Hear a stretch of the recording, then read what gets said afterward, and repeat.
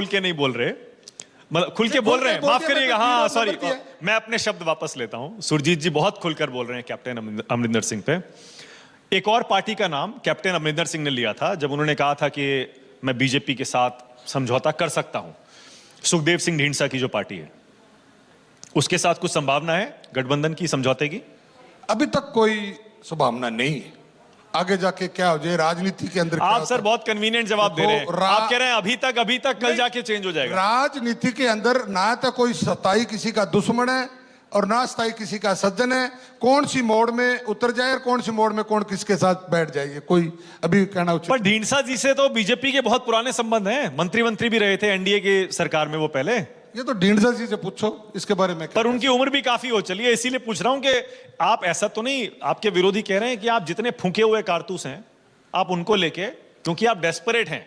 कहां ले लिए, कहां लिए आप? ऐसे ही धक्के से ही हमारी तरफ डाल रहे हो।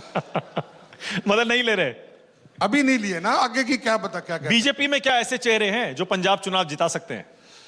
क्यों नहीं? आप हैं, मैं उसके अलावा भी पूछ रहा हूं। मैं तो एक बहुत छोटा सा लीडर हूं, गांव में रहने वाला हूं। आज हमारे प्रधान जी ने आना था, आज वो कॉरिडोर खुला, वहां चले गए, तो इसलिए मैं आपके पास फंस गया। इतनी बेबाकी और ईमानदारी से जो आप बात कर रहे हैं, मैं तारीफ कर रहा हूं आपकी, लेकिन मैं ये पूछ रहा हूं फिर से, सवाल मेरा अभी भी वही है, क्या पंजाब में बीजेपी अपना कोई बड़ा चेहरा खड़ा करने में नाकाम रही है? 20-25 साल आपने अकालियों के साथ 9 मास का रिश्ता बताते थे ना बादल साहब, उसमें ऐसा तो नहीं कि आपने अपना ही नुकसान कर लिया? आज तक सिर्फ छोटे भाई बने रहे और आपने बड़ा भाई बनने की कभी कोशिश नहीं की, बराबरी कभी नहीं मांगी, एक चेहरा नहीं है आपके पास। देखो, भारतीय जनता पार्टी ने बादल साहब को नहीं छोड़ा, बादल साहब ही छोड़ के गए। बादल, हरसिंह बादल ने रिजाइन किया, इन्होंने एनडीए से अलग गए, बादल साहब हुए। भारतीय जनता पार्टी ने कभी नहीं छोड़ा, वही छोड़ कर गए। जैसा मैंने कहा 9 मास का रिश्ता बताते थे बादल साहब, आप भी कह रहे हैं कि आपने उनको नहीं छोड़ा, उन्होंने छोड़ा। तो कुछ संभावना है क्या अभी भी, कुछ पैचअप, कुछ समझौता?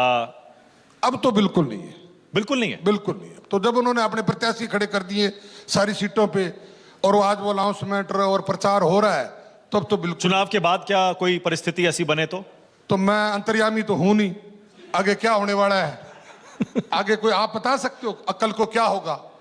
तो ये सवाल। ओके, मैं आपके इस बयान को इस तरह से राजनीतिक शब्दावली में पढ़ता हूं कि सारे विकल्प खुले हैं। अक्सर सारे नेता यही कहते हैं, सारे विकल्प मैंने एक बात कह दिया आपको कि राजनीति के अंदर स्थायी तौर पे ना कोई किसी का दुश्मन है ना कोई सज्जन है। अपने हिसाब से कहीं कोई छूट सकता है, कहीं कोई मिल सकता है।